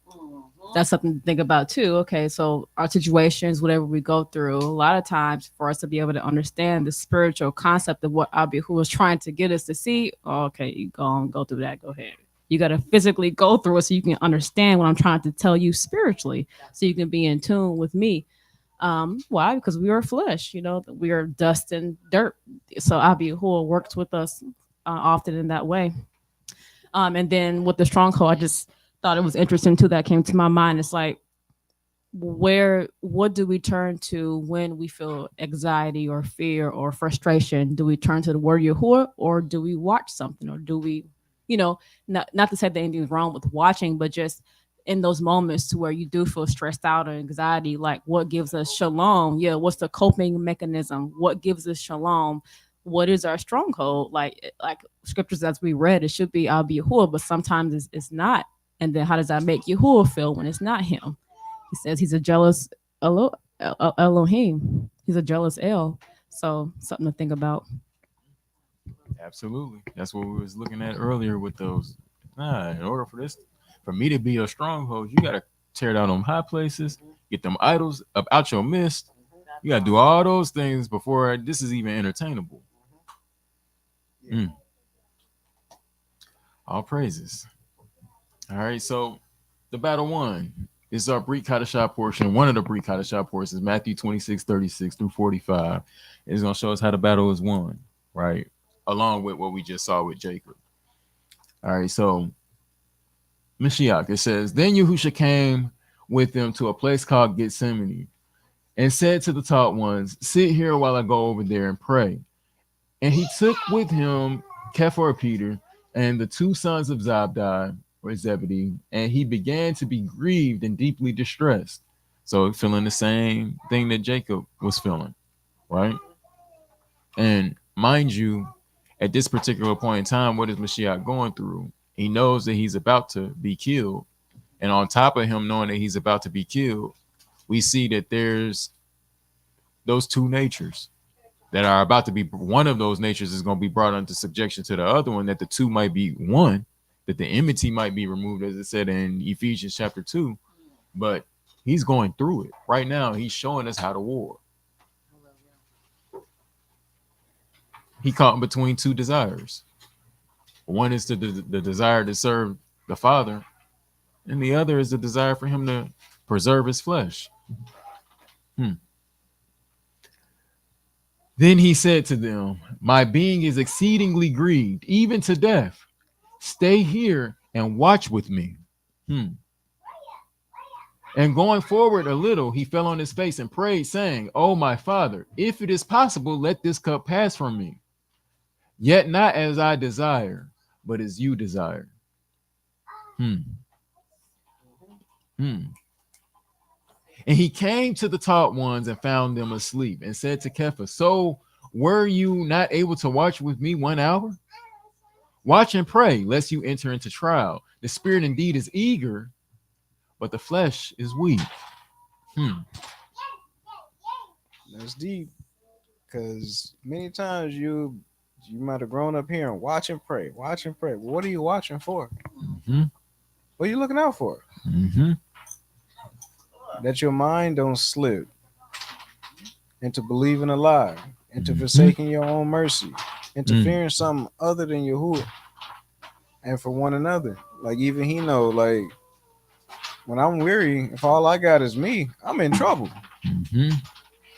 We need one another to do our best to be on our best behavior spiritually, so that when one is having a bad moment, you which are spiritual can help draw them back into safety. But if one's having an off moment and now you see it as your opportunity to dog them out, clearly you weren't spiritual. And you don't realize what spirit you operate in. I think what Ak was saying.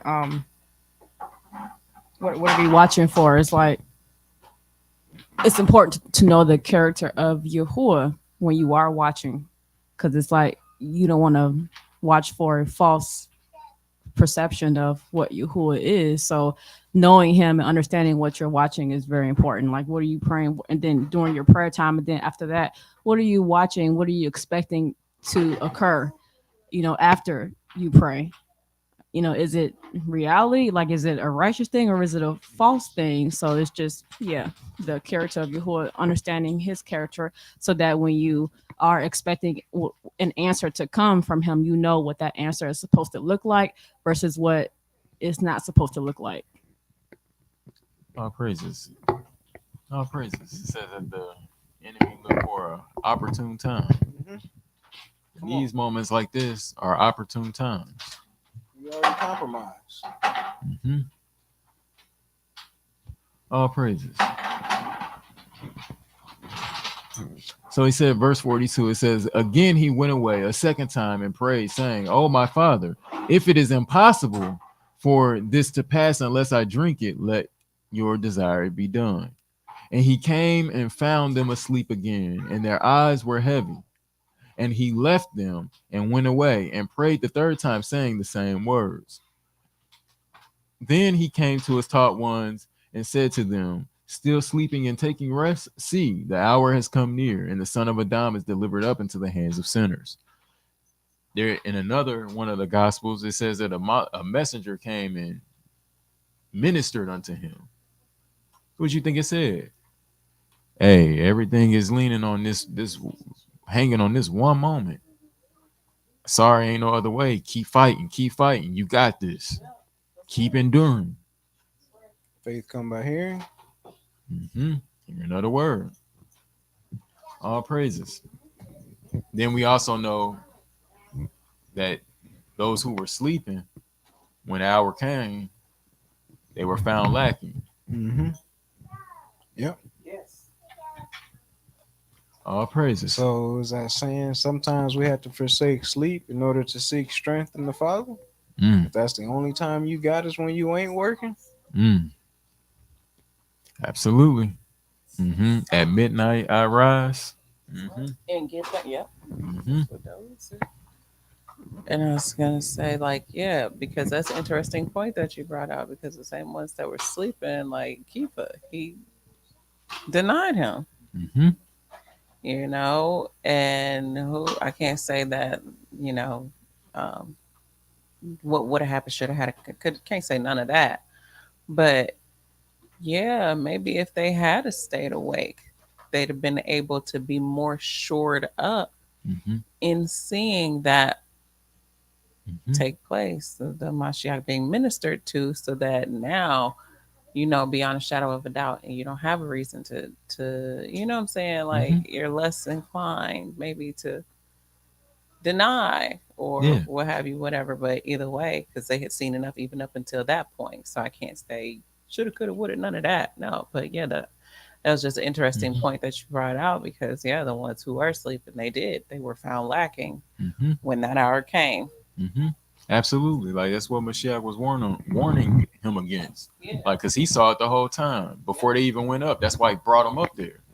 Like, you think you're ready, but you ain't got it in you in your own strength alone. I'm up here sweating blood and water. Like, Mm-hmm. it's difficult for me. I don't even have it on my own. So if Mm-hmm. I ain't got it on my own, how much more are you? Come on. Like, I'm trying to get you to understand what's going on here, and you ain't seeing it because you think you already got it. Yeah. It's like, oh, all right. That's why it's hard for a rich man to enter into the kingdom. Mm-hmm. You think you already got the best of what there is to offer. Why would you give that up? Mm-hmm. Rather it's ego or material things. Mm-hmm. Mm-hmm. Mm-hmm. All praises. So the battle won.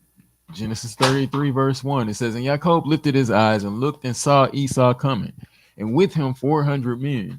And he divided the children among Leah and Rachel and the two female servants. And he put the female servants and their children in front, and Leah and her children behind, and Rachel and Joseph last. And he himself passed over before them and bowed himself to the ground 7 times, until he came near to his brother.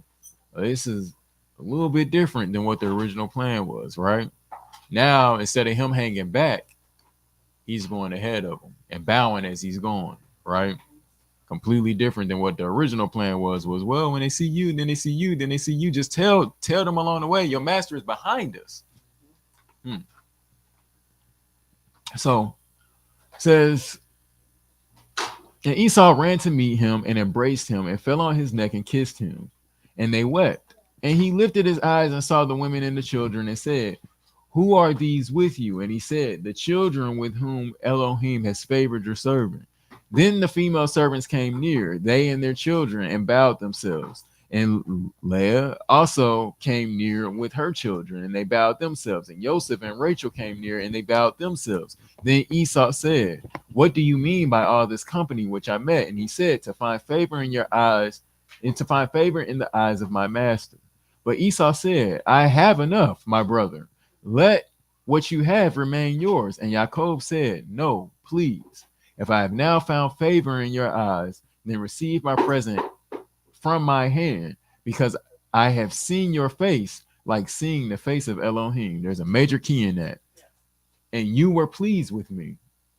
Please take my blessing that is brought to you. So now that thing that he's been wrestling and fighting over all his life, trying to hold on to, now he's willing to give it up, not to protect it. Right? Before it was split up and do all of these things so that just in case I still have something. Right? Now it's nah, I need you to take this. Because making it right with you is like me making it right with the Father. Right? Now, because of this, and I know that the Father got me. Nah, take this. Also, on top of the fact that blessing, he said, I came into this land with only my staff. That blessing I had already been taken and went back to Esau. So this it's major. But what does he say? Take my blessing that is brought to you because Elohim has favored me and because I have all I need. What was the I have all I need? I got the Father. Now, what is there for me to need more than what I have him? Tribe of Levi's portion. All praises. And he urged him, and he took it. All praises.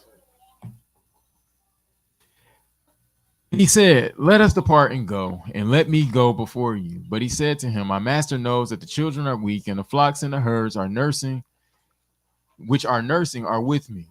And if the men should drive them hard one day, all the flock shall die. Please let my master go before his servant, and let me head on slowly according to the pace of the livestock that go before me, and according to the pace of the children, until I come to my master in Seir. And Esau said, please let me leave with you some of the people who are with me. But he said, why this?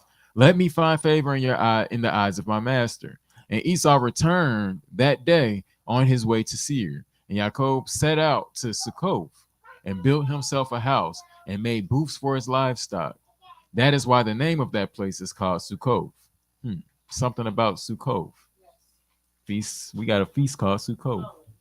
And Jacob came safely to the city of Shechem, which is in the land of Canaan, when he came from Padan Aram, and he pitched his tent before the city, and he bought the portion of the field where he had pitched his tent from the children of Hamor, Shechem's father, for 100 kesita. And he set up a slaughter place or an altar there and called it El Eloah or El Eloah Yisrael. All right, and then in closing, there's something to consider. Proverbs chapter 16, verse 7. When a man's ways please Yahuwah, he makes even his enemies to be at peace with him.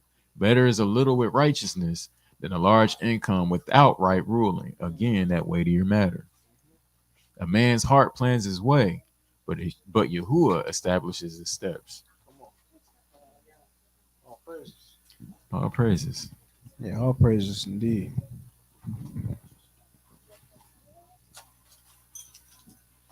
All praises. That's all I got for today. Yeah. That's a total lesson. All praises. Really wanted to try to bring out and focus on, like I said, the weightier matters. Like there's a lot of different routes that each one of these parshas can go. But at the end of the day, what we need are these weightier matters, right? It's not going to profit us any to say we got all these other things and I did this in your name, I did that in your name, and then still have to hear away from me, worker of iniquity, right? These weightier matters, you neglected doing those.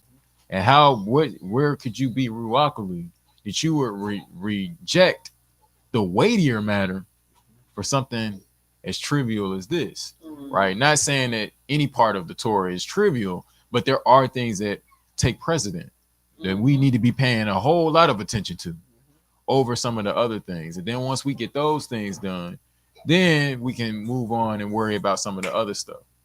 But yeah, all praises. Firm foundation at the end of the day, belief, right ruling, you know, compassion. Justice, judgment. Mhm. These are all things that are weightier matters that's going, they'll take us far. It's just like when you're taking a test and the test is weighted. It's certain things that if you answer these questions in the test because it's weighted and it's slanted a certain way, these are worth more points. You know what I mean? So you can get all of these other ones wrong and it might be more questions. You can get all of those wrong and still have a chance at passing the test with a passing grade, versus if you miss these weighted questions, you only got to miss 2 or 3 of these and you're going to get all of the other ones right and you're not going to pass because they don't weigh as much. Not repenting after a sin. Mm-hmm. Mm-hmm. Mm-hmm. Mm-hmm. So that you done committed a double sin. Just in the fact that you didn't consider and turn back. Mm-hmm. Adding sin unto sin. Mm-hmm. Mm-hmm. You cover with a covering, but not by my ruach. Mm-hmm. He said, woe unto those children. Mm-hmm. Seek another counsel so that you can heap sin upon sin. So that you ain't got to change. You just choose to believe in something that ain't him. Mm-hmm. It's deep. Mm-hmm. All praises, yes, as it says in the chat, awesome lesson, because exactly the weightier matters are, just that. There are things like you were saying that take precedent. There's some things like, yeah, we should do, but it's not going to be the difference between our salvation and not. Yeah, they're told things to do, but that's not what's going to get you salvation. The weightier matters are literally the things that are going to get us salvation. It's the difference between life and death, life everlasting, and death. And then also in the chat here, grasping the weightier matters kind of makes the smaller concerns fall into alignment. Like, seriously. Mm-hmm. Mm-hmm. Absolutely. Like he said, these things you ought to have done without neglecting the other. We're not saying that this is going to give you a free pass to get them wrong. Mm-hmm. However, like whoever said in the chat, if you take care of these things, it's going to make the other stuff fall in line. Mm-hmm. Yep. And then weightier matters within. Examine self first. Exactly. Those weightier matters are going to cause us to examine ourselves, because literally, what's the weightier matters? The compassion, the mercy. Am I being merciful? Am I being compassionate in this moment, or am I kicking somebody when they're down? As was brought out, am I giving a right ruling, or am I, letting some stuff slide that I know shouldn't slide? Am I, being a little harder on stuff that I shouldn't be so hard on? You know what I'm saying? That mercy, showing partiality. You know what I'm saying? Am I believing? And are that's what I'm trying to say. Are my works lining up with what I actually believe? You know. So yeah, absolutely. And it's definitely every last one of those things is going to cause us to turn in on ourselves and check in on ourselves.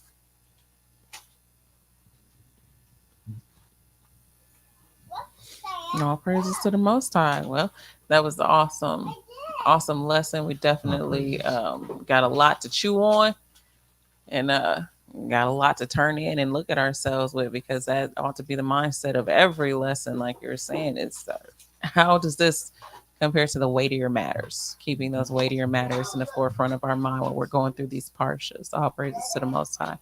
Definitely appreciate you and the parshas that you're bringing out. All the things to Um, the king. all praises. So we hope that it's been edifying to everyone.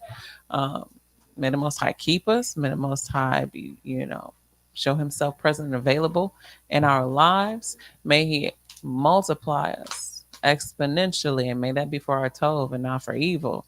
May He hear us in our day of distress, thereby showing we're in good standing with Him. You know, and to that, we're gonna get on out of here and say Shabbat Shalom, y'all. Shabbat shalom. Peace. Mm. All praises.